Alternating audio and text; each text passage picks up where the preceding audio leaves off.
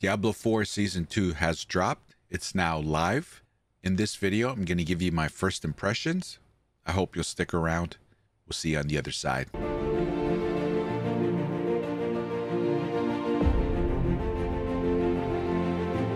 Hey everyone. So Season 2 dropped last night.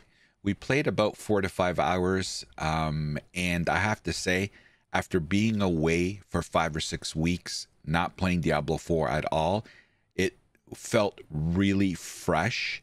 And I have to say, I hit level 30 yesterday, and in about 4.5 hours, and the game felt really good.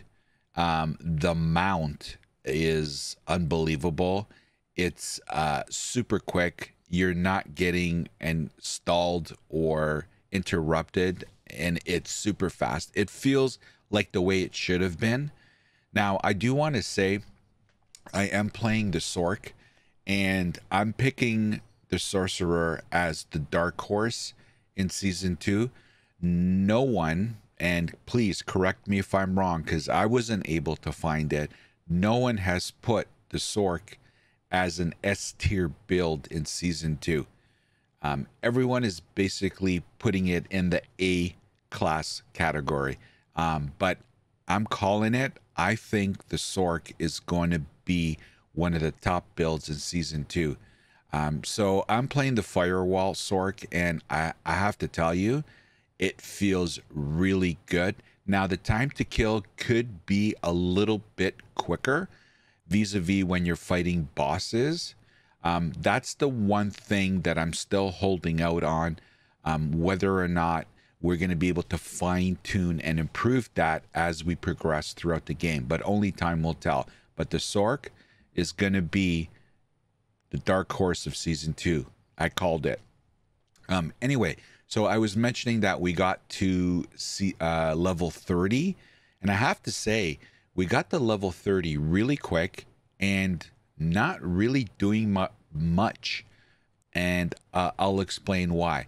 I basically was doing the new activity Blood Harvest, which, by the way, is a very good way to XP and also get your vampiric powers through getting the blood potent drops while you're doing the Blood Harvest, along with armor and weapon drops by opening the chests, by getting the keys, just by simply participating in the Blood Harvest. Now, the good thing about the Blood Harvest event is, unlike the Helltide, where once it expires, you lose everything as far as being able to open chests, the Blood Harvest materials that you gain come with you.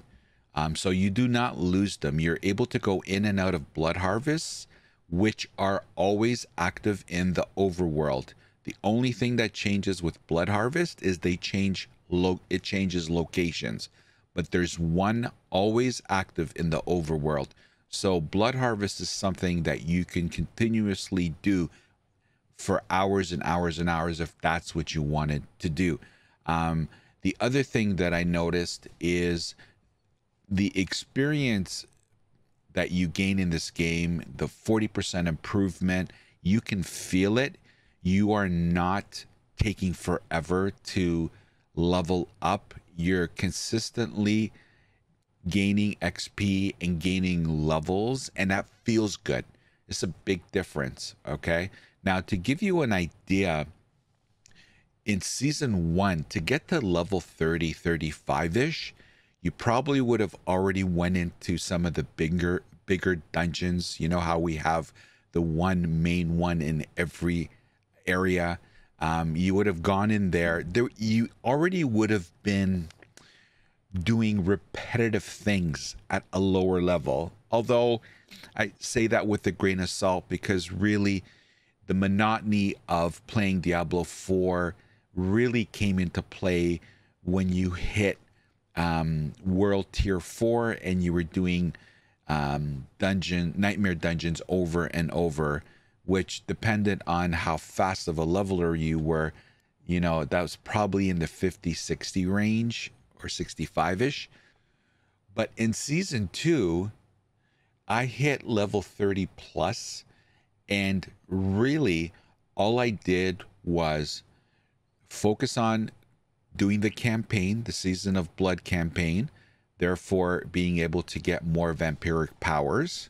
And I strongly suggest you concentrate on completing the Season of Blood campaign. It'll just further and advance you when it comes to equipping and starting the process and enhancing the process of getting your vampiric powers. Concentrated on finishing the campaign, the Season of Blood campaign. I did the Blood Harvest, which again, like I said, XP is really good in Blood Harvest. Really, the only other thing that I did was I concentrated on completing the Tree of Whispers and completing that so I could get the rewards. Now, regarding the Tree of Whispers, do not sleep on that. What I tried to do is when there was a Blood Harvest event and also the Grim Favors vis-a-vis the Tree of Whispers in the same area, I would go do the Blood Harvest, get the Grim Favors in order to complete my Tree of Whispers. In other words, double dip. So do the two things at once.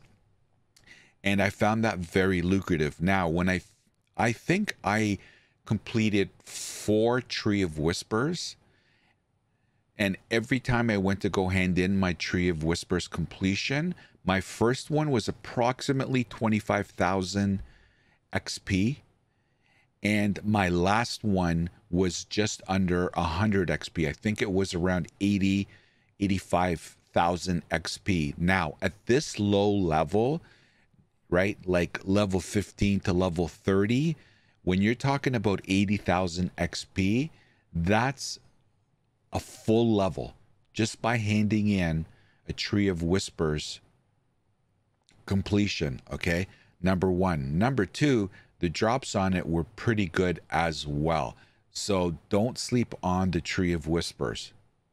The other thing I want to mention that I felt in the game was the overworld feels a lot more vibrant. There's always something going on. You have the Hell Tides, you have the Blood Harvests, you can go into the dungeons. There's always something going on, and it just felt fresh. My first impressions after approximately 5 hours of gameplay is it looks like players are gonna feel much better when it comes to the grind of this game. First of all, the experience gains, the 40% buff that's in season 2, so you're gonna get to level 100 40% quicker. It feels good. You can feel it. There is no lull in the progression. You are leveling quick, which means you're able to get more skill points, which means you're able to get skills quicker. So it just feels like something is always happening, something is always progressing, and it's a good feeling. Now, that's initially how I'm feeling. It's early days still. Like I said, I'm only level 30, so we have to wait and see once we get to the higher mid to end game. We'll see how that's going to feel. I have to say, I'm really excited about getting to World Tier 4 and grinding the 5 bosses and potentially target farming what I need for my Sork. So I'm really looking forward to that. Obviously, I'm also looking forward to maxing out my vampiric powers to see the impact that has on my build, as I suspect most people are. Now, I tried to do a world boss and a Shava spawned. I was doing a quest, so I was able to finish and get to the world boss event. And as you can see behind me here, a Shava, level 35. I was a level 22. It was full of other players, and I have to say this is about as far as we could get him down to, at least us, but there was a lot of low level players, like in the mid 20s, somewhere in the teens. As you can see here, most of the other players are around my level, 21, 24, 25. Look, there's a level 16 there, level 21, level 18, a level 26. I think there was a level 31 is the highest that I saw. We were not able to get him anywhere near near dead. Actually, not even half of his life left. Everybody was dying. Oh, there's a level 39. It was brutal, and I have to say, it felt good. This is what world bosses should be like. Now, I don't know if that's consistent with everyone else's experience, and there you go. First death in the game by Ashava. I don't know, maybe if a lot of higher levels were in this group, and maybe Ashava would have been able to have been beaten. But at least my first attempt with the other players that spawned in here with me, you know, like there's a level 15 fighting a level 35 boss. Crazy. But anyway, we were not able to beat Ashava. So if this is how world bosses are going to be, where even if all of us were at this level of the boss, it was going to be this difficult, this is going to be good for the game. World bosses should be very hard to beat, in my opinion. They should. And there's my second death. I think he hit me 3 times. I mean, killed me 3 times. But this is what world bosses should feel like. So another plus for the game, if the world bosses are going to continue to be like this, where they're very difficult to beat, I think it's going to serve the game well. So unfortunately, I wasn't able to get my first world boss kill in season 2, but it's not going to stop me from trying. I definitely will be going in and attempting the world bosses when they do spawn. I do want to highlight another good introduction into the game. Like, this Blood Harvest event feels really good, and it's also very important, and it serves a purpose in season 2.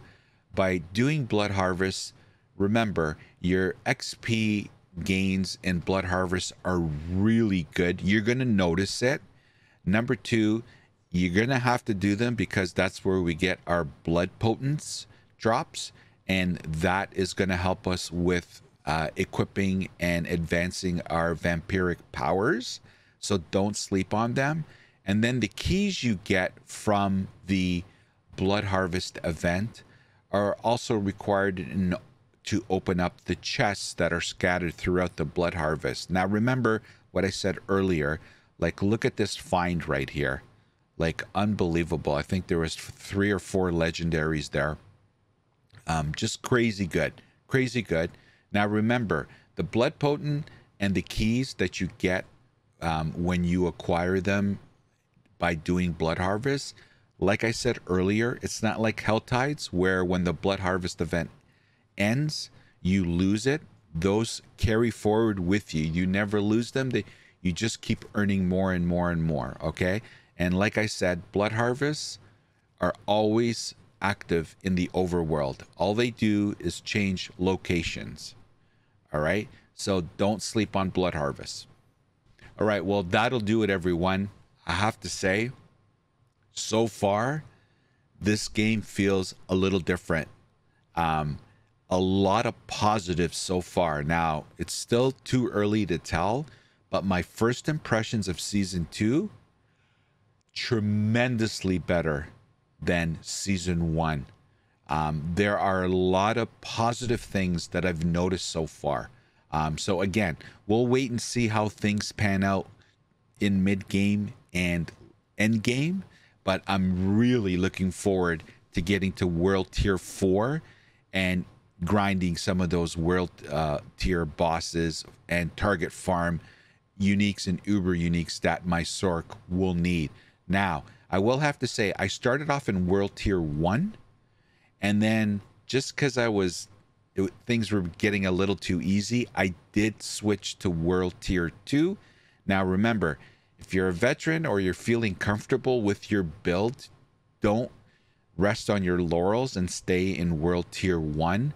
Go to World Tier 2, and if you feel comfortable in World Tier 2 and you're still killing stuff with relative ease, then stay in World Tier 2.